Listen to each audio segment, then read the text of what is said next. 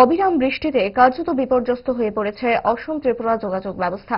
৮ নম্বর জাতীয় সড়কের লোয়ার পোয়া অংশ এখন এক প্রকার মরণ ফাঁদে পরিণত হয়েছে। রাস্তার বেহাল অবস্থার কারণে প্রতিদিনই প্রাণের ঝুঁকি নিয়ে চলাচল করতে বাধ্য করছেন যাত্রী, চালক ও সাধারণ মানুষ। লোয়ার পোয়া এলাকায় একটি ১৬ চাকার ভারী ট্রাক রাস্তার মাঝে ভেসে যাওয়ায় পরিস্থিতি আরও জটিল হয়ে ওঠে।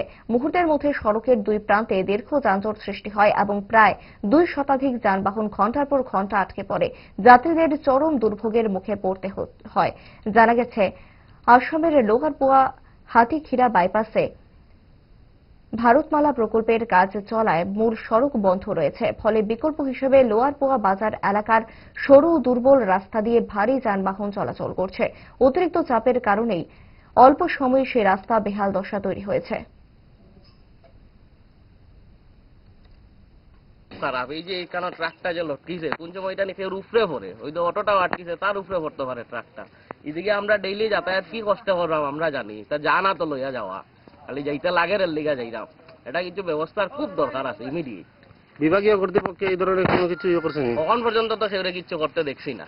আর এটা বাক্কা দিন থেকে আসলে রাস্তা বোনারও বেশি দিন হয়েছে না, তো দেখা যাক কিতা হয়।